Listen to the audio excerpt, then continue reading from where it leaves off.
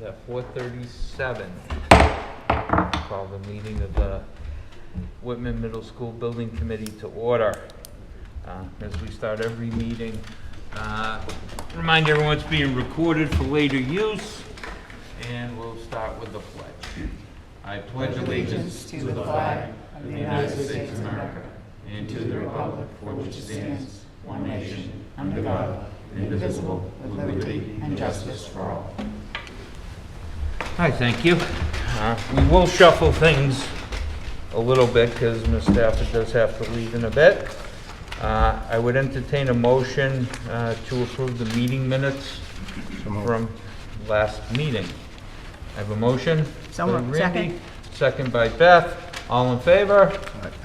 And it's unanimous. Okay. In your packets and in the emails were the invoices. I would entertain a motion to approve invoices. So moved. Moved. Do I have a second? Second. Beth Stafford in the second. All in favor? Okay, so that's done. Membership. Can we do We're that? going to pass over that. We've got it. And Yeah, We have, you I'd said, like to make a motion not to pass over it. We have two members that could be replaced, Tim and Brandon. And we also have other members we could do that the next time too, that are in a fluxing situation. but these two are here. Who?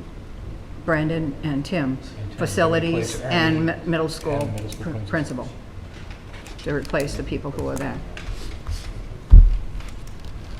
I'd like to continue too. I made a motion, you seconded it, right? Yes. So I have a motion and a second. So just if we're discussing, are we Discussion. discussing? Yeah, okay. I have no problem appointing Tim to replace Ernie in that role, but I'd like to talk to Ernie to see if he could stay on this committee as well, moving forward either he might be an at-will employee of the district at this point, we don't know, and he hasn't officially left the district. He's retired, but he hasn't left the district. So that's why I was. Who carries the title of facilities manager? Tim Hawley. Okay, so Tim has to be Correct. on the Absolutely. committee. Yes, correct. Okay, as far as that goes. But I'd rather not just. As pull far Ernie- as anything we do with Ernie, what I think we may, what we may want to do is look and see who we have and perhaps have them as non-voting members, so they would still participate at a meeting but not be a voting member of the committee. And that's why, absolutely. That's not a problem. So I think we can address that at our next meeting, but for now, under MSBA guidelines, the acting facilities director does need to be a member of the committee. And I believe you're also a resident of Whitman? Yep. Yes. So Yep. that's, So we could appoint Brandon as a replacement of Mr. Dupre and Tim as a replacement of Ernie. okay, so what I'd like to do first is, I'd like to vote on the motion to carry forward, to not pass over the updates. Okay, so we have a motion and a second. Is there any more discussion? All in favor of addressing the updates at this meeting right now, raise your hand. Okay, unanimous. So now we can address the updates. What I would do is entertain a motion first to remove both Ernie and Mr. Dupre from the building committee. So moved. Second. I have a motion and a second. All in favor? Okay, so that's done. And now I would entertain a motion to approve our facilities director and our new principal. And I'll let Jeff fill in the blanks as far as the exact names. So Tim Hawley is our new facilities manager, and Brandon Frost is the new Whitman Middle School principal. All right. As members of the building committee. So I'd entertain that motion. So moved. No, second. Okay. And all in favor? No, Okay. So that's unanimous. Come on up. All right. You guys come on up and sit down at the big boys table. That and 25 cents will not buy you anything, even a phone call. All right. At this point, I'd like to turn it over to Colliers for their OPM report. Now you don't have to worry about me either. Yeah, exactly. Good evening, everyone. So I'll start by introducing myself. My name is Derek Osterman, and I am replacing Ken Guyette from Colliers on this project. So delighted to be joining the team. I've had the pleasure of meeting a number of you and was at the last building committee meeting. Unfortunately, John Bates was not able to join us tonight, so I will do my best to fill his shoes. Please be patient with me as it's my first meeting and probably only a second or third with Whitman Hanson, but really excited about the project and pleasure to be working with all of you. So as you have before you, John had distributed the month ending July OPM report. I don't think there's anything on here that you'd find particularly surprising. The budget remains the same in terms of top line. With the OPM line items specifically, obviously our contract is the same. We show invoices paid to date as well as invoices received.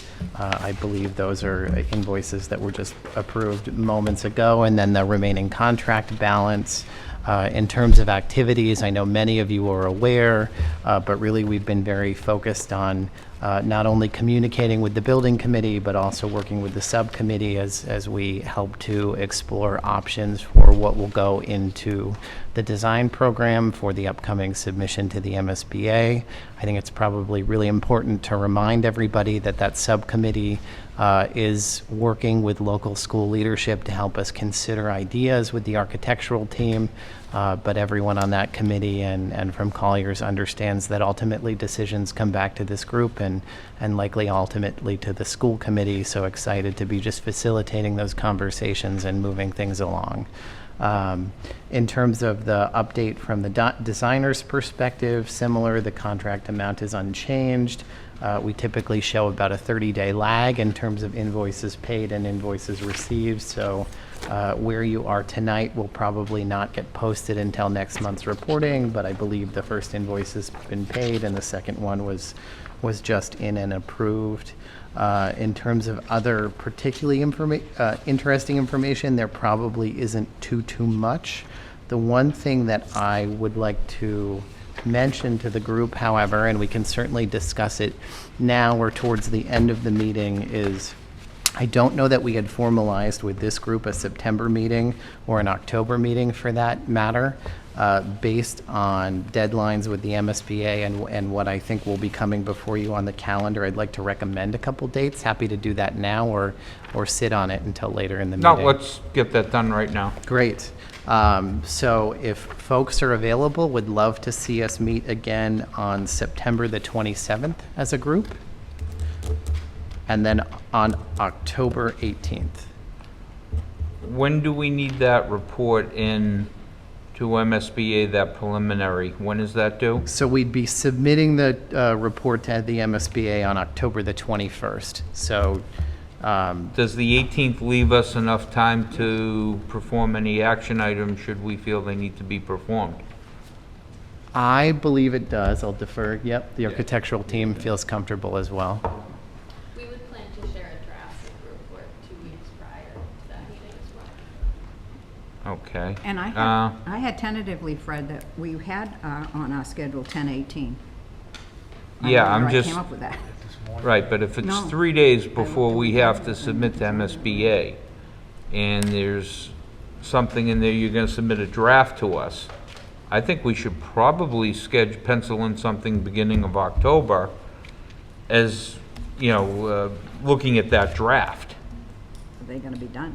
We could certainly do that, if that's the committee's preference, we could certainly do that. As Julie mentioned, the intention is to provide the group progress of all the reports and documentation prior to that meeting, so there shouldn't be any surprises that come up at that meeting on the 18th or just prior to that. Right, but if we receive those and there's some deliberation, we want to be proper as far as the open meeting law goes. Sure. so that way there, that everything's discussed openly and not just as, separate people or just in an email back and forth, that everything can be. I don't know how the board feels, either the 4th or the 11th, and if that would fit within your time frame, 1 week or 2 weeks prior to the 18th. Yeah, we would suggest the 11th if it was altered from the 18th. Which would be, and we could still most definitely meet on the 18th. Yep. I'm just saying that we should meet prior to that. Sure. Now, if that's in lieu of, that could be all the better. Sure. Yeah, perhaps we make the decision at that time. I think because I think the concern is around making sure you're comfortable with the submission. Having an extra meeting isn't the worst idea. To meet on the 11th and the 18th. So why don't we schedule in for the 11th and the 18th? With the idea that if everything is perfect on the 11th, we can just cancel the 18th. Sounds good, yeah. Is that okay for everyone? Is everyone around in town and whatnot? Perfect. Great. And that concludes my portion of the meeting, I believe. Alrighty. So just to confirm, it's the 27th and the 11th and the Yes. 18th? 27th, 11th, and Perfect. 18th. Thank you. That's 2 weeks in between from then. Thank you. That works. Great. Thank you. All right. Review of the MSBA enrollment study. I don't know how deep we want to get into that. I know we've looked at that in the past. I don't know if you want to give a summary report, Jeff, or, I can attempt to do that, from reading it. No, you can go ahead. I mean, this is from January of '21, and the initial population and enrollment study was challenged by us with MSBA, and it was adjusted up slightly, but not a heck of a lot. We did go out and get our own survey done with, is it? NASDAQ. Which is available online. Correct, and next month, early October is when they'll be resubmitting, for member districts to do it again for us. So we will, at some point, by probably Thanksgiving, early December, Have an updated have a new version.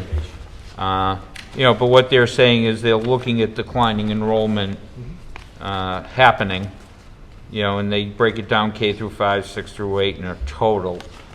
So, we are losing people. The question is, what do we need to build and for how many? And that's been one of the purposes for your folks. Every other week meeting, you're going over educational space needed. So I think, I don't know how much this comes into play for the preliminary. It doesn't, because the MSBA set an identified 6 through 8 population and 5 through 8 population that would need to be evaluated. So those are locked in. All right.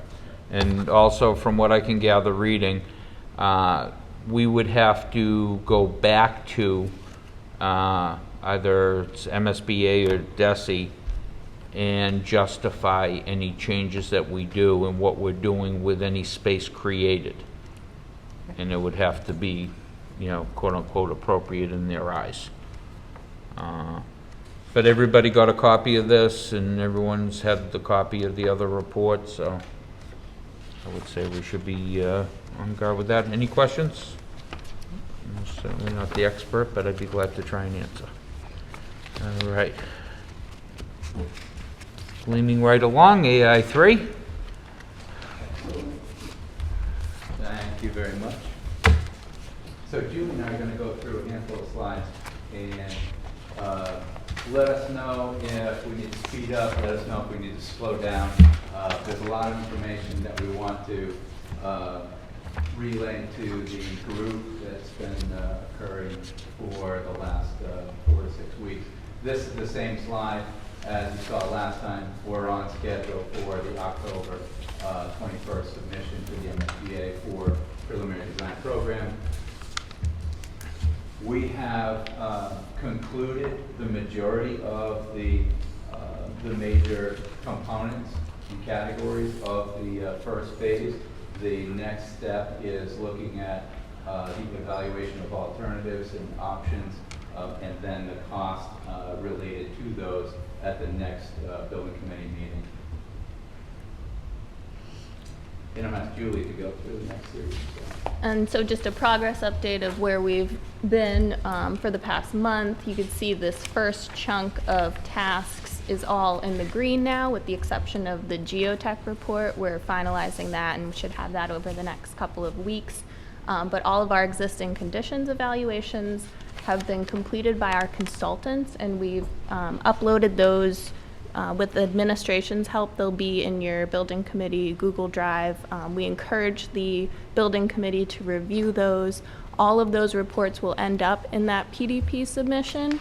And so just to be able to reduce the amount of reading that you'll need to do between October 11th and October 18th, those are already up. So we have those available for your review. We've been continuing to refine the space summaries with the working group and administration, so we'll be getting into a little bit of the specifics of those tonight. And then, as Troy mentioned, we'll also introduce some of the preliminary options that we've been putting together that are informed by those space summaries. We're going to start with, since we've provided the written reports in the Google Drive, we just have a series of slides with some photos from those reports. Structure. There is a prevalence of rust at the existing school, rust, and you'll hear sort of a repeating theme through these photos is this moisture and effective moisture infiltration over the years. So missing mortar in the brick, moisture getting in and freezing and expanding and causing cracking, rust on piping, and the systems not having some of the safeguards that systems installed today would have. Sanitary system mixing in with the kitchen, no grease interceptor, the pipes or the downspouts discharging onto grade. It's a hazard for slipping on ice and things like that. The really old sinks that everybody has talked about who's been through the school. The systems themselves have become a little bit of a burden to maintain. They're outdated, and so the replacement of parts is not necessarily the easiest. Unit ventilators were the thing in the 80s, and now they've sort of fallen out of functionality and practicality, and the systems are really at an end-of-life status. Some of the fixes that have been implemented through the years have actually sort of come back to cause more problems than anticipated. So adding these ductless air units to get cooling into some of the spaces, now you're really reducing the ceiling height in those spaces. Some larger spaces had partition walls added so that we could partition the rooms, but as a result, the HVAC wasn't rerouted, so now those rooms don't have any ventilation. And then finishes are just a never-ending cycle of replacement in the school. Flooring, the rubber bases, paint, ceilings are very saggy. There's a lot of staining. It seems very surface level and it's easy enough to replace, but sometimes that's sort of a sign of maybe something deeper in the building that's a persistent issue.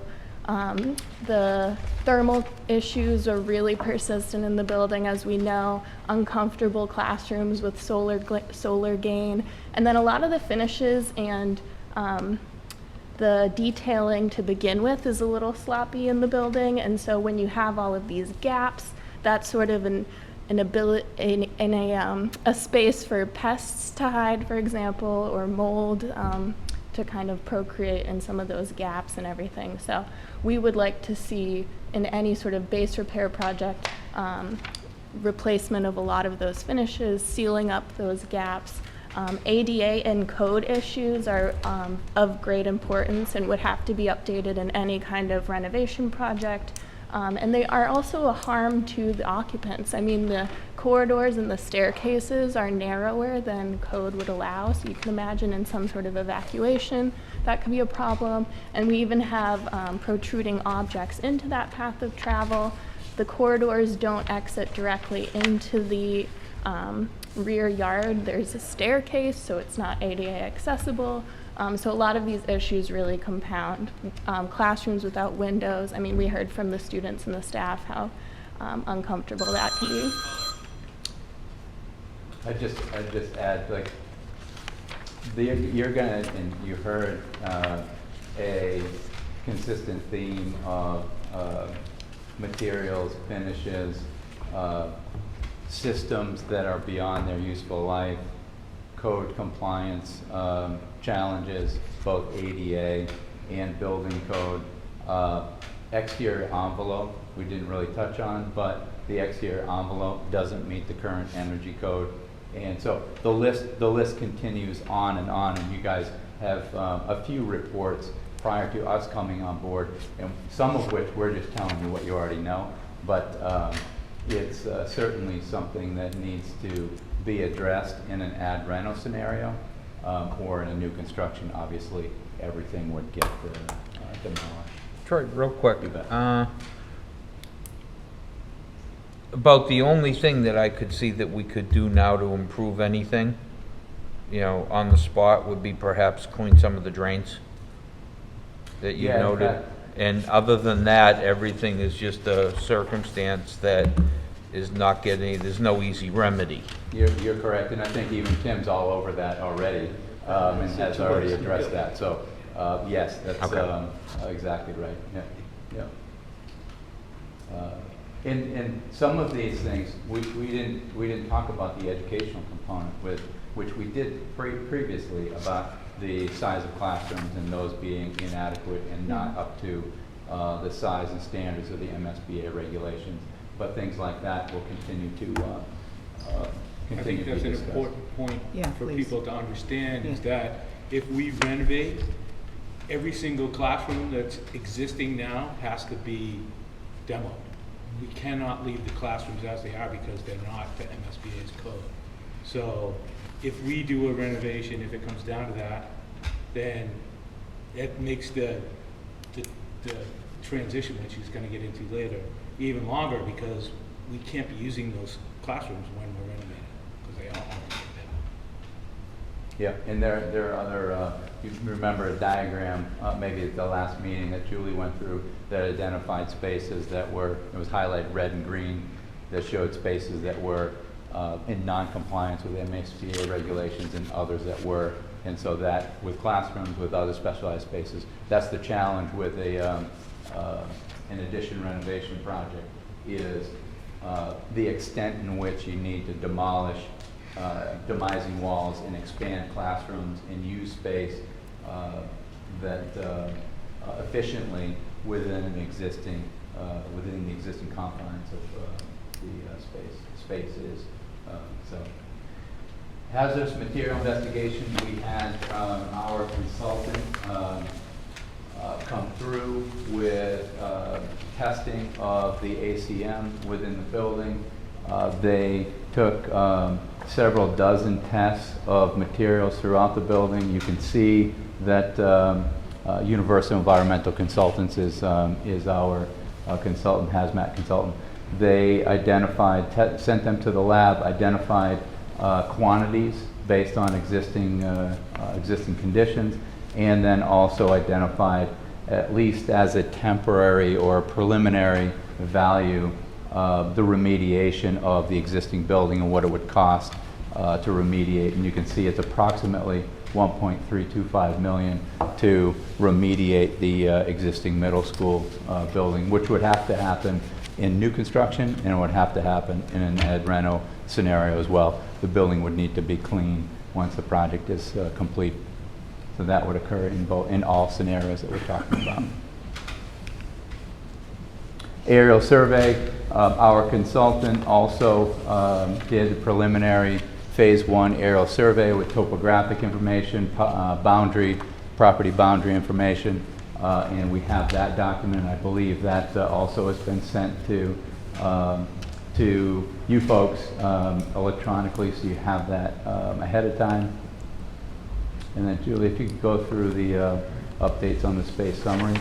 Sure. So we have 3 sample options for space summary in our presentation this evening. a 6-8 new construction with auditorium, 5-8 new construction with auditorium, and then a 5-8 add reno. And nothing, as Derek mentioned, has been decided, but from these 3 options, it helps us to, it's easier, I guess, to move the pieces for some of those other options. So for example, if you do an option with an auditorium, then the other space summary for the option without the auditorium, now we're just removing a line item or 2. But the focus of the space summaries is to identify the educational program that through the working group and district administration, we've been able to compile. And what some of those program items are, for example, the MSBA guidelines we know sort of divides per space category. So we have this core academic space category, we have special education, and so on. And so, for example, in the core academic, what's particularly of importance to the Whitman educational curriculum is this inclusion of small group collaboration spaces, and collaboration spaces for both students and staff, and spaces to promote some hands-on learning or have a space sort of larger than a regular classroom that allows for some project-based activities. And so what you're seeing in that last column for the MSBA guidelines, the difference in the total amount of square footage is lower than what the district has recommended for Whitman to include. And so we'll have some spaces that aren't identified by the MSBA, but they're important to the educational program of Whitman, so they appear in the space summary. And similarly with special education, as a result of the visioning sessions, there was really this call for more social emotional spaces. And so students were seeking kind of a student resource center or space that they could go to without any kind of bias or sensitivity. And so that's sort of forming into a line item or 2 on the space summary that's sort of different from the MSBA's guidelines. And similarly, art and music, we don't want to compromise any of the curriculum that exists in the district already. MSBA's runs a little thinner than what the district has, so we're including an additional music classroom, and that just identifies with the staff that's part of the district already. And so we can run through, we've gone through each individual line item with the working group. We won't be doing that tonight, obviously. But if we go to the summary slide. Is there a question before that? So if you were to go back to that space summary, so for anyone looking at this, to the far left is what exists. That's right. To the middle is the proposed. Yes. And to the right is what MSBA says and the difference from E. That's right. Thanks for that clarification, George. And so as a result, because this is a new construction, for example, we're only showing space square footages in that center column and then comparing them to the last column. And so this is just a summary of if you take what's happening in that center column and compare it to the MSBA's, we are in line for half of the categories with what they identify as their recommended square footage. And then for the first 5, for example, we are a little bit higher, and those are a result of adding a vocational space that's related to an existing space within the curriculum already, or a space that there is a staff member who currently teaches, and so we want to make sure that that's replicated in the space summary. We'll show you in just a few minutes how that pulls into context with other schools in the Commonwealth, but this is not uncommon as far as over, under, on, in line with each individual category within the MSBA standard. So as a result, the difference for the 6 through 8 new construction with auditorium, for example, is a difference of 22,000 square feet from the MSBA. 19%. As Troy mentioned, not unusual that we would have a percentage increase from MSBA's. And so we won't go through all 3 of them, but if you'd like to review, very similar, the difference in this one would obviously be the addition of the 5th grade classrooms, and so that would ultimately increase the overall gross square footage. And that continues through the classrooms, special education, the small group spaces, science, like 5th grade equivalent of the 6th through 8 is added to this space summary based on the addition of 5th grade. And you can see the comparison. So with a 5 through 8, the efficiency and economy of size is a little bit tighter than with the 6 through 8 because, you would still need the same size gymnasium or things like that, but now the distribution is, you can include the core classrooms in that distribution. And that's a really important point, is that in many cases, the specialized programs or the public programs remain the same, whether it's 5-8, 6-8. So there is overall the percentage of increase based on the MSBA baseline to what the proposed amount is slightly less than in a sixth grade, 6 through 8 scenario. And we will continue to refine those numbers with the working group's input.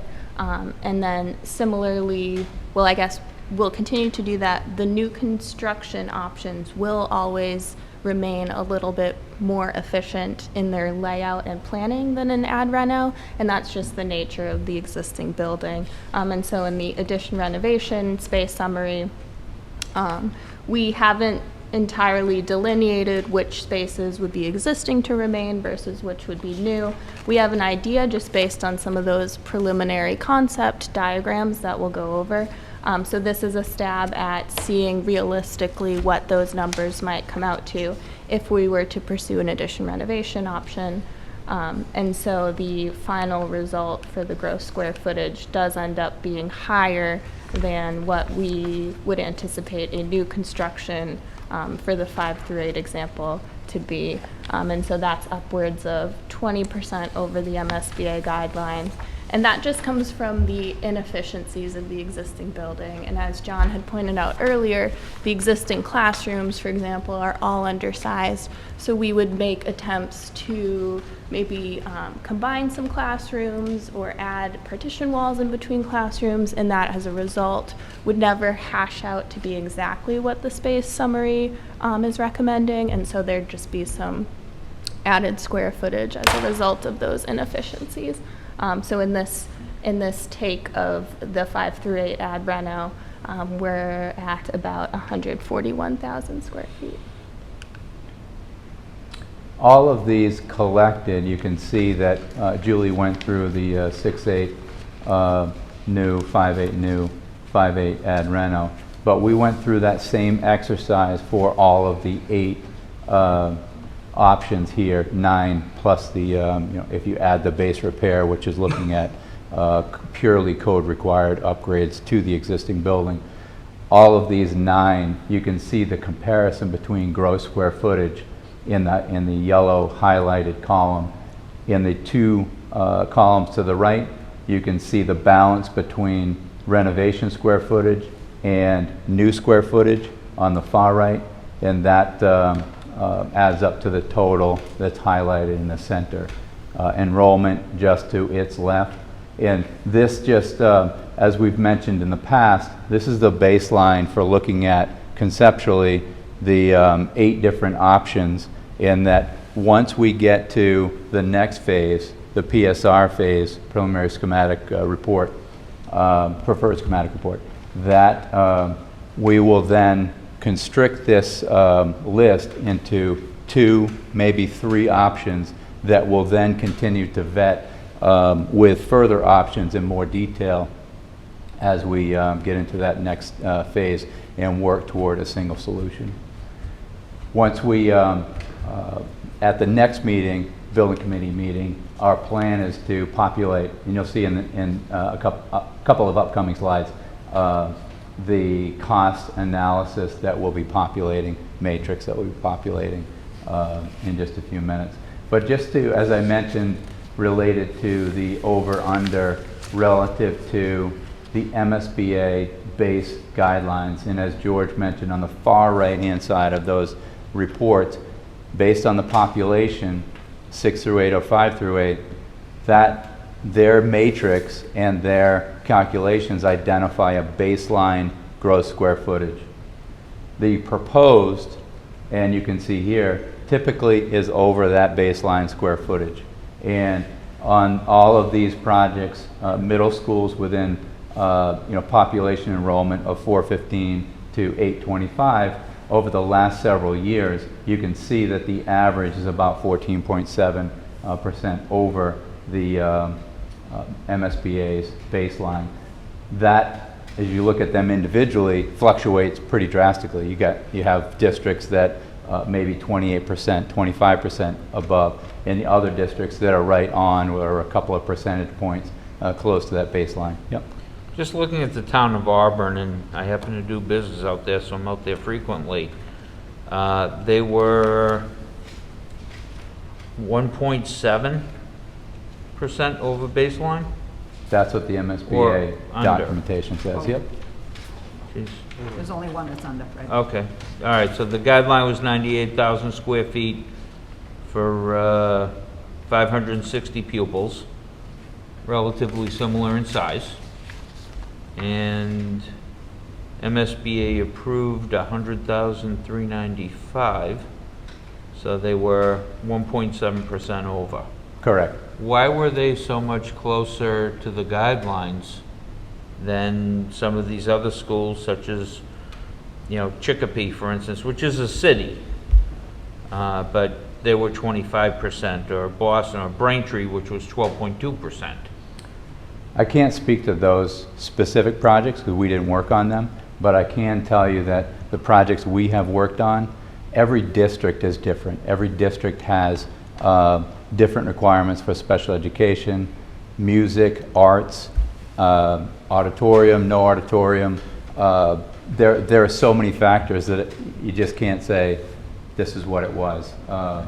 If we worked on those projects, we could tell you exactly why that occurred, but every district is different, and as you can see, it can range based on the outcome of the visioning session, the educational programming, and what the needs of the district is. Okay. Thank you. Yeah. This just gives you a snapshot of just collectively where districts are falling relative to MSBA guidelines versus where their final program came in. And we're in that range. We're a little bit higher than 14.7% in the three that Julie described. And so, but it's not a situation where as we go through the process, we say we've got to be at 14.7%. It's what the district needs are based on programmatic needs and future needs of education. Your percentages also include an auditorium. In some cases, yes, they do. Well, in what you're projecting here, when you're saying your projections, you're 19% or... Right.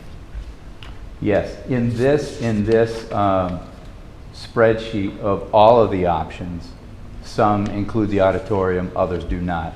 Right. So But- those percentages are different. But if you back up and you go into the percentages that you're, I believe, speaking of, Yep. being at that 19% or... This one in particular, the ad reno project with the auditorium is 20.7%. Okay. And then the new construction 5.8 with the auditorium is 18.3%. Okay. And then going back to the 6 through 8, new construction with the auditorium is 19.3%. Yep. So where you're working on this project, could you just clarify why you're 19% over? Yeah, so if we go through the program, and let's take, we could take any of these for that matter. The core academic, I'm sorry? just looking at the core academic. Yeah, the core academic spaces with the general classrooms, as far as the overall category, you can see that the inclusion of the prep rooms, the general classrooms at 850, the small group spaces, which is not a baseline for the MSBA requirements or regulations, The inclusion of an additional STE classroom in storage, which is the science technology space. Student collaboration spaces at 2,400. Those are spaces that are typically included within the middle school projects. That's not a baseline within the MSBA regulations. Teacher planning and collaboration, also something that is in the majority of the middle school projects and not identified within the core academic. So you can see the overage there is about 7,180 square feet. Special education, that 9 times out of 10, special education is going to be above the regulations for the baseline regulations for the MSBA. And you can see we're actually close on that at 295 square feet. Music and art, as Julie mentioned, the additional music classroom that satisfies the current curriculum and looking into the future for the curriculum of music and performance. That was an additional classroom relative to the baseline for the MSBA. Vocations and technology were slightly under, but satisfying the city program and also the project-based innovation labs. The others fell in line. In this particular option, you can see down in other, the last category, 6,100, that's with the auditorium. Can you define multi-purpose / wellness space? That's like the turf space that we have now. Right. Yeah, that's an additional teaching station, and just as Brendan said, the similar to the turf space that you have now, that's used with the athletics and the physical education. Thank you. So when you're going that many percentage points over the MSBA baseline, does that mean the town covers that and it's non-reimbursable? Is there a baseline what they base reimbursement off of? That's a great question, and a question or an answer that we will continue to answer along the way. But there are categories that are in spaces that they will not reimburse. Auditorium is one that will be 100% district dollars and will not be reimbursed. Sometimes the physical education or the gymnasium space, depending on the teaching stations and the size, they will take a portion of that and not reimburse it. And there are some other smaller square footages and categories or spaces that they sometimes don't reimburse, but for the most part, those are the two that rise to the top as educational spaces that are not reimbursed. How about the core academic spaces where you're 7,000 square feet over there? Is all that covered? Yep. No. Yeah, the MSBA is really diligent about cost control and diligent about evaluating what is educationally appropriate and educationally something that will support the curriculum and the district's needs, and then identifying spaces that they just won't participate in at all. And we'll go through with Colliers and you as a group over the period of the next several months with a document called the 3011. That's the MSBA's master spreadsheet that identifies reimbursable space, unreimbursable space. Site work, over 8% of the building is unreimbursable space or unreimbursable amount. Yep. So our question, so tell you what Randy said, if you look at art and music, that's plus 900, right? So the current is we have 1 art room and 2 music rooms because we have 2 music teachers. So that 900 square feet is basically the extra music room. So if we were to say the reasoning for it, then there's a chance that it's more likely that that would be a reimbursable product. Correct. Right. Or similarly, like the MSBA's calculations and their guidelines spits out 3 science classrooms to be shared by grades 5 and 6 in this scenario. But the every other grade level has 2 per grade level. So we're adding 1 additional science classroom so that 5th grade has 2 science classrooms and 6th grade has 2 science classrooms. And so those are things that when the MSBA is hearing that rationale, it certainly makes sense, and that would be included. I think too, as being the one non-educational person in the working group, I was impressed by the way the working group, the education, George and Brandon, when you got in there, and Beth, worked to find a balance between spaces, you know, and I think we're leaning towards, you know, getting something that we can be proud of.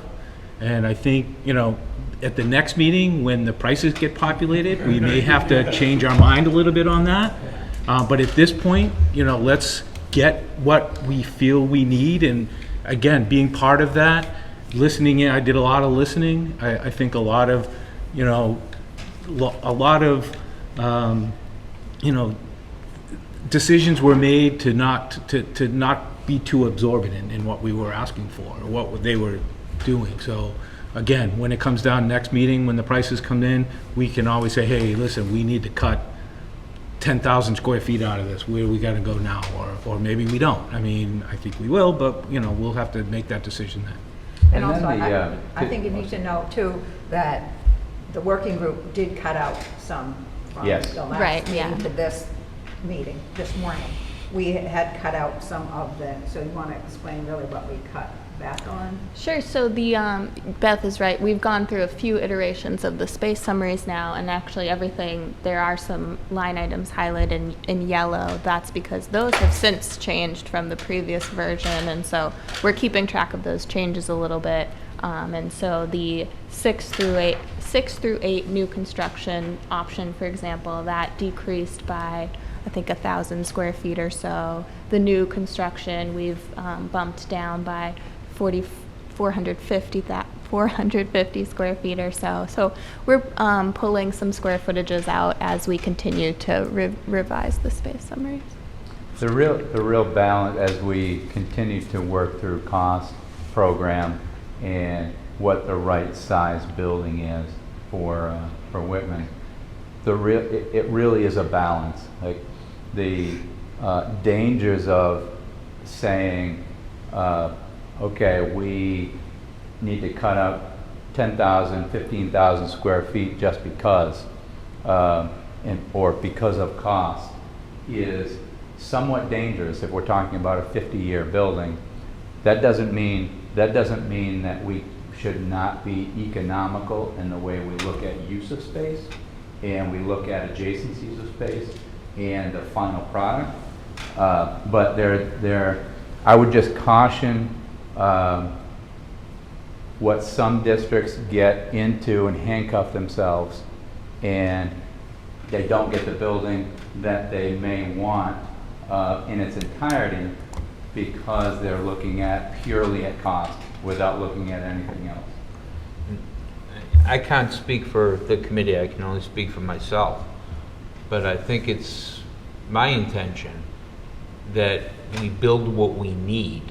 Correct. That is going to be proper for today's education for our kids. And it's gonna last 50 years. There may be things that we want that just don't fall into place, but they would be wants, not needs. That's right. And we're relying on you folks as the professionals to make sure that we understand what the needs are. You know, because that's the most important thing. Yep, exactly. The same thing, yep. And I think that's certainly where the comparison to other districts is really helpful, because I know in the working group there was a little bit of stress that maybe the space summaries were growing too much, but then knowing that sort of anywhere between 10 and 20% of a variation between the MSBA is not entirely outlandish. It makes sense from a functional standpoint. This might be hard for you to realize, but I was the guy that was cutting them off. Yeah, wasn't going to put you on the spot. But yeah. That is a true statement. I said, okay, what's the bottom line? Let's Yeah. get to the bottom George was prepared to trim as much fat as we need to, but we're not at that point yet. We're just feeling out the educational programming and making sure that all of those spaces are accounted for. We don't want to not build what we need. Right. I mean, it's like, okay, yeah, let's build a school and, we'll worry about math classes afterwards. That's not going to work. Right. You know, we have to have what we need. That's right. But if it's like, yeah, well, we thought these gold fountains would look beautiful in the lobby. You know, we've got to look taxpayers in the eye, and That's right. gold fountains wouldn't Yeah. do the trick. So we gotta take the go fountains out. Put it to you this way, if I had known that the library was going to look this nice way back when, You that wouldn't might have have complained, been. would you, Fred? Well, I mean, it's too beautiful. I mean, it's beautiful. Maybe too beautiful, but it's beautiful. No, it's lasted all this time. Well, it's only been, we still think of it as the new high school. No, it's not. Yeah. So continuing on, this is the matrix that I was referring to earlier, that we're going to continue to populate at the next meeting, and you'll see this a few times along the way. This, as you can see, identifies the base repair on the left-hand side in the slightly colored column. Then the 4 addition renovation options on this particular side: 6-8 no auditorium, 6-8 with an auditorium, 5-8 option no auditorium, and 5-8 with an auditorium. Those are all ad reno projects. You can see the estimated duration, we'll get into that in just a moment, related to potential phasing for each particular option. And then you can see we've populated the new construction space as well as renovated space for each and every option. The bottom section will continue to get populated at the next meeting. The next slide, you can see the new construction options, the 4 new construction with 6-8 option no auditorium, 6-8 option with an auditorium, 5-8 option no auditorium, 5-8 option with auditorium. Same information. Just a real quick, before the pricing gets in there, which again I go back to, just some quick correlation here, square footage wise. The addition of an auditorium is about 5% more, or 4.5% more square feet. And then the addition of the 5 through 8 is about 16% more square feet. So question that I got answered this morning is, do they correlate pricing wise? And they do. So basically adding an auditorium is going to add about 5% to the cost, and adding 5 through 8 versus 6 through 8 is going to add 16% of the cost. So basically you're looking at 20% for those 2 items if you know, we want to just keep that in mind as we go forward. Just they're quickly 5% for the auditorium and 16% for the 5 to 8 versus 6 to 8.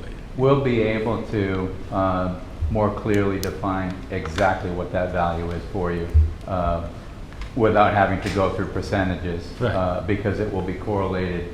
The square foot for new construction will be the same based on whether it's added auditorium and no auditorium. We're all going to have to wait till September to see those, so I just wanted everybody to kind of get that quickly in their mind so that they can, Yeah. and the working group, we might see it earlier, hopefully, but we'll see. Yeah, Maybe we won't. Yeah, and I think one of the things that you have to look at down the bottom on the addition renovation is modular classrooms.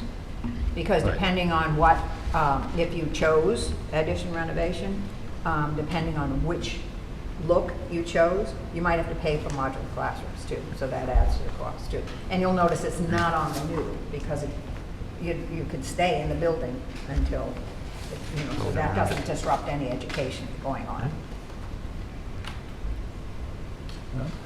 Any other questions on these slides? It's a joke. Okay. There'll be more questions at the next meeting on these slides, I'm sure. Especially once the numbers are filled in. That's right. So just to give you a sense, we're obviously visual people as architects. And so as we work through the matrix for each and every option, we try to also provide a visual, because it's really important to go back and forth between a floor plan or a overall building footprint. And I just want to, my opinion, and correct me if I'm wrong in the statement, this has no correlation other than the reno portion to where a prospective school would be built on the property. It's just to show size in comparison only. It's not saying, yeah, we're putting it here if we build a new school. We're not at that point yet. correct. However, I will say that we have diagrams that start to move in that direction based on existing constraints, whether it's wetlands or drives or fields or setbacks. It's starting to inform where the best location is, or a few locations on site that a new construction project would occur. And so we are getting there, and we're Right. But this isn't there. no, this is purely for That's what I'm looking trying to at, say. this slide and these items are purely for diagrammatic purposes for us to identify how many phases a particular project, ad reno, might have, or new construction, or where are the locations of potential additions to the existing building, or where might the what might the organization be for a new construction. And you'll see in more detail as we move through the slides what I'm talking about. And here we go. Actually, Yeah, I was going to say, you're diving right into it. Julie, do you want to go through this particular slide? Sure. So to your point, Mr. Chairman, the evaluation of where a building might go has been starting to take shape, and this diagram is just indicating why the design team and the working group has begun to think about the options in the location that they are. We had a few initial design intentions, we'd call them, and so this diagram is showing, for example, when you enter the site, there's this single point of access, so it might make the most sense to include a building that sort of falls within that view range, so that we're not tucking a building over into the corner or closely abutting any of the neighboring properties. We've also since talked about wetlands we presented at the previous meeting, and so we're aware of the buffers and where the wetlands exist, primarily along that rear portion of the site, and so we're conscious of pulling a building away from that enough, but still being able to sort of interact with the wetlands from an educational standpoint, which was something that came up a lot in the visioning. We've also paid a lot of attention to the orientation of a building, and so seeking out what's going to be the most energy efficient. If it's solar orientation, places the academic wing on an east-west axis, for example, that's most energy efficient, which is actually the orientation of the existing academic wing for the current school. And then we also paid attention to not infiltrating the fields too much until we knew more about the stance of the town fields. So we've actually posed a question on here for our own input just as we move forward with some of these design decisions. Is the town baseball and softball fields up for sort of manipulation? And we know that the town soccer field has come up a few times. And so without knowing those parameters for the time being, we've really explored options that in terms of the new construction fall right behind the existing building, and then for the addition renovation, kind of focusing on that swath of available land to the north of the school. You can see even the graphic starts to determine what the best location is for the for a newly constructed building. And so as an example, we can't build in front of the building because of the wetlands. We can't build on the right-hand side of the as you enter the drive on the right-hand side where the fields are. The area is just too small. You can't get parking, you can't get circulation around the building. It's disconnected from the rest of the entire site. The left-hand side with the town baseball and softball field, we certainly want to have an open discussion tonight about whether that, as Julie said, whether that is on or off limits as far as developable area. because that has an impact. That will open up more area for development and provide an additional zone that could be developed as a new building option. And then the buildable area we're showing as the pink area, that is the logical and functional location for a new building. As Julie mentioned, it's in the view as you're entering the site. So there's a very clear delineation between project and site and entry of the building, which is a safety security component, making sure that it's clearly identifiable. And the building also has clear views around the site from the building. And so those are just two pieces of the puzzle as we're starting to evaluate the best location for a newly constructed building or additions to the existing building. As you'll see, one of the options is on the right-hand side of the existing wing is to add a 2-story wing within that pink area for the 5, 8, 6, 8, or 5 through 8 option. So first question, baseball, softball fields. Just want to get a sense from the committee what the temperature is for inclusion within the project and development of that area. In development, I mean, it could be renovating those baseball, softball fields as part of the project, or it could be those can be moved and developed because it makes sense for a long-term solution for a new project within that area, new building within that area. And I don't want to speak for the folks in baseball and softball, but I know the fields are quote-unquote precious. All our field space there, we need to end up with the same field space, or Sure. Yep. if we could end up with an extra field or two, that'd be a great thing as well. You know, if they had to be moved in part of a project, you know, I think they're reasonable people. You know, that being said, We can do it without it. you know, if we can do it without it, that's good too. You know, I mean, if we did I it think with. that the consensus of the working group, I think we were pretty unanimous in that we, you know, if we can do it without moving the fields, that was the best way. You know, there was discussion within the working group that the fields aren't laid out exactly the way they should be laid out. That, you know, baseball fields should be laid out a certain way, and ours are rotational, but those are not the primary. I mean, those are used basically for younger kids and you know, minor leagues and things like that. I don't think moving it, if we have to, there's no reason to, you know, redo the fields if we don't have to.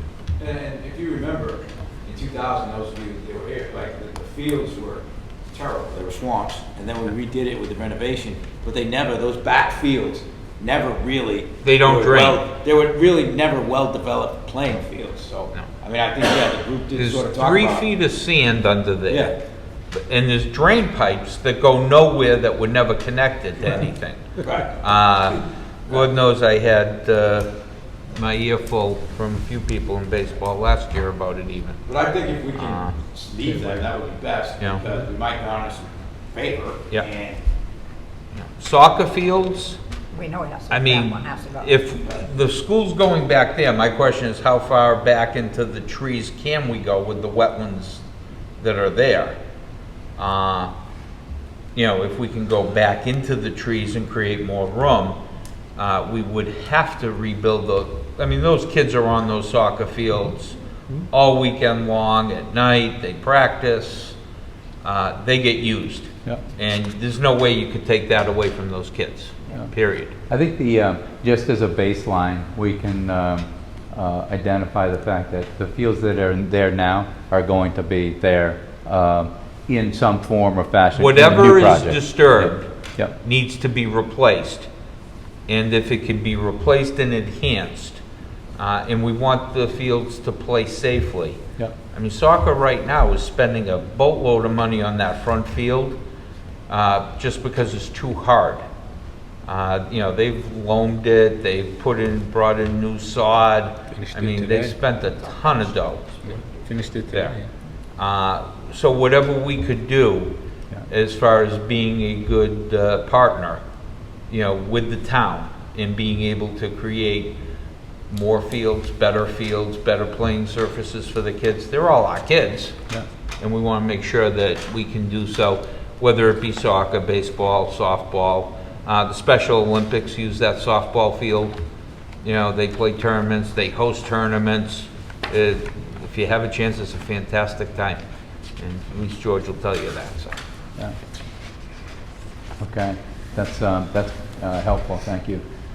Question 2, I think it's just it's a formality, but certainly something that we need to, and as part of the MSBA process and submission as part of PDP, we need to provide, and I know Colliers is on this already, but this is just for the committee's discussion, is the parcel of land that I believe was donated to the town that has the dashed line and the question mark. That is part of the development of the project and included as part of this this project. It's a separate parcel, but town-owned. And so the question is just, is this included or is it separate from the project? Right now, it's not included. Okay. That would be up to the Board of Selectmen to either include or not include, that parcel for us. I don't know if you folks had any plans on addressing that. Maybe I'm putting you on the spot, so I apologize. Well, that's actually part of the field that just got renovated, finished today. Yeah, because that's I mean, right on the. that's Yeah, right that's there. not what the donated. That's the donated- backyard. That's somebody's No, side but it is a yard, right? separate parcel is what they're saying. So I don't know if technically, it's it's the right not part of it. I don't think it's the right No, spot. the I stuff thought that was donated it is, was over there to the left. This is the yeah. back left. No, that's not the new donated parcel is what. Then I misspoke. I think from what I understand, there was on the right-hand side. I know it's a separate parcel. where but that it's question town-owned. mark is. Yeah, where the question mark is. And so maybe it's not the donated land. Right. Yeah. But it's land that the town It was owns, donated but- probably years and years and But years not and the years newest ago. one. So Yeah, it's not the one we're talking about from town meeting, No. recently, Town meeting Okay. is over. that is up Right. behind the baseball fields. But probably, maybe even before the school was originally built, that parcel came in second or separately. Yeah, it's But sort it's of listed like the in the assessor's in the database assessors maps or lists whatever. it So separately, yeah. So it may be just a formality, but something that we'll just need to clarify. It's our intention. Like it would be somewhat awkward for the project not to include it because it's part of the fields right there. Yeah. And so to have the development around that would be really awkward. So And what I'm thinking is if we draw up the parcel, a good map of what the parcel is, and we perhaps, send that to the selectman's office and ask them, if it's part of a field and it's being used now, Yeah. I would hope that they would address it and say that is part of something. so we'll send you. It's in the survey. Yep, And we'll send you, actually it's, has been sent, but we'll send it specifically related to this question so that we can get a response. okay. Quick question, just going back to the conceptual diagrams for the new construction. Based on all the constraints that you're mentioning that we have with this property, how do those designs fit into the overall project based on the constraints that we have? It seems like these four concepts aren't, I forget the term that we used for the Quincy Middle School, not compact, but, do you remember the term that you used? I It's in the paperwork that you provided last meeting, I Okay. forget. Yeah. But you know what I'm saying? Yeah. A more compact building versus a sprawled out Yep. building. These buildings seem sprawl, where I think, me personally, at this moment, especially after what you're talking about, all the constraints, I think we need something more compact. That's not the right word. Sure. Yeah, I think I understand what you're referring to, though, is that both, like in a 2-story and a 3-story building, we can tell you that area, we can fit either on that zone. And as we're looking at other options related to whether it's 5/8 new construction or 6/8 new construction, we'll look at multiple levels. Right now, it's just making sure that we can fit the program in the area, no matter what number of stories is ultimately identified. And we'll get that next step in the next phase. We'll get into specifics like that. And But these four designs here on the preliminary evaluation of options, those, on the four on the right. Yep. yeah. Can you explain, are those designs that are being thought of right now? Yeah, we would very much emphasize that they are diagrammatic and they're not scaled exactly to fit on the site. As Troy was saying, we very much wanted to make sure that the quantity of square footage that we were showing in the space summaries was realistic to fit on the site. And we know it can, and through a lot of tweaking and refinement, we'll get to a point where they certainly will show on the site plan as realistically fitting, but just for tonight's presentation, everything's very diagrammatic. And those come from, we'll get into sort of bubble diagrams, and of course we're not proposing that every space be a circle, but we're just ensuring that everything is accounted for from the space summary into a new building, and then just sort of the diagrammatic shape that might take on. So you're entirely right in saying that we're not proposing sort of a curved building, maybe in the future, but we don't know that yet. I think it was after feasibility, this building, we gained a level or lost a level? I'm trying to remember. That's a great question, but it's not uncommon. But I remember the meeting, Yeah. well, if we do this, and I want to say we gained a level because it was Maybe gone to the cheaper. third floor. It was cheaper yeah. to go up than it was Yeah. to keep sprawled. Yeah.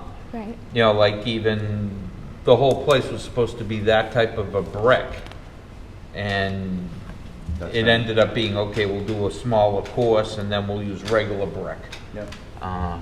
type of thing. Yeah, to both of your points, that we are so early in the process.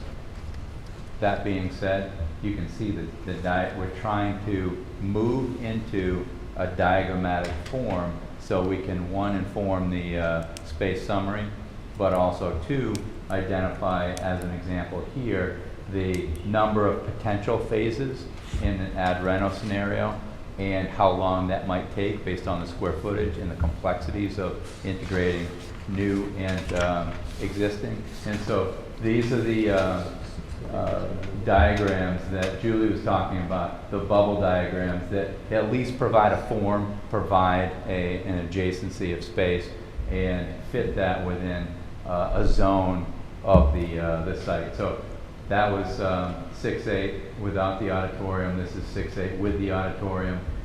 Still 4 phases with 42 months duration. You can see some of the additions, and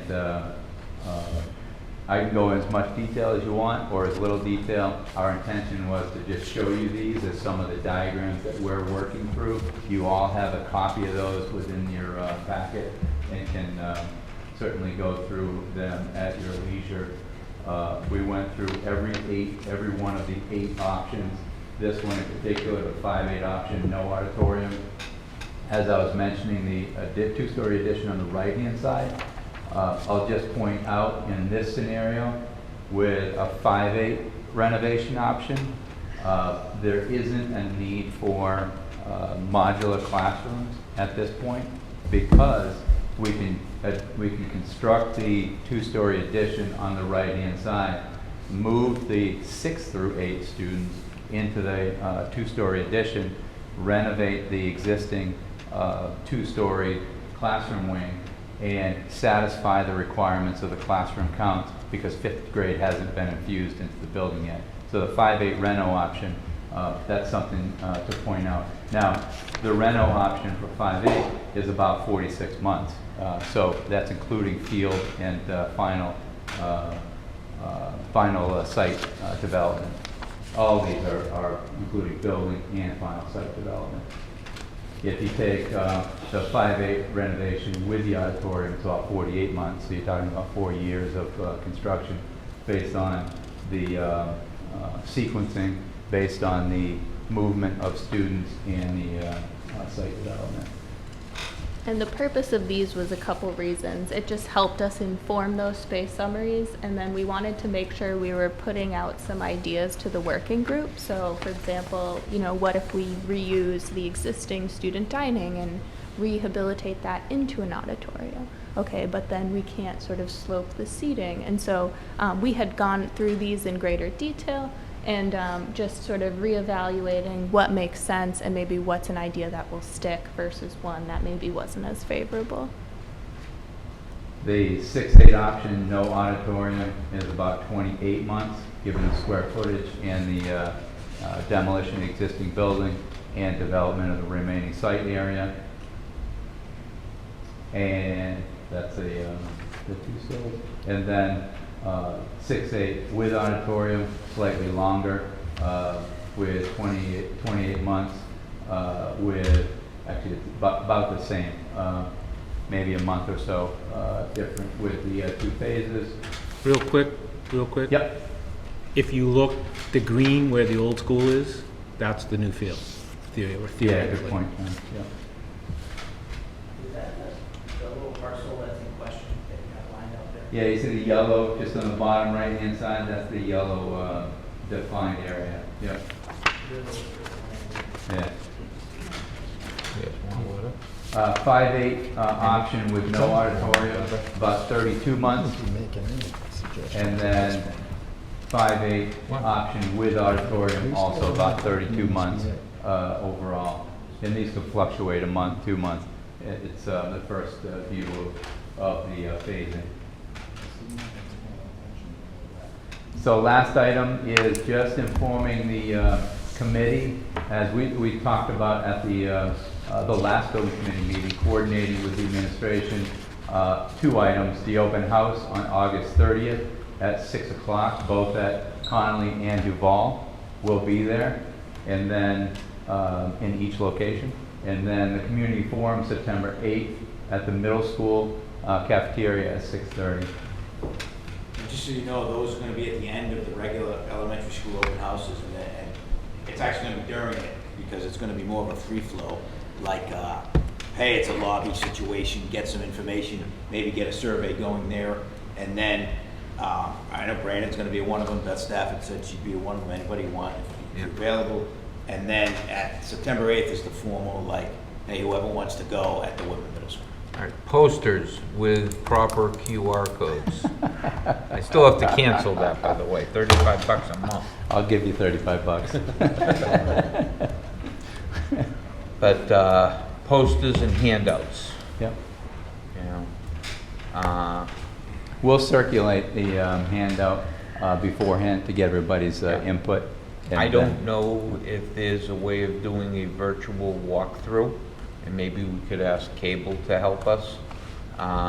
You know, a walkthrough through the middle school and highlighting, you know, some of the deficiencies or whatever.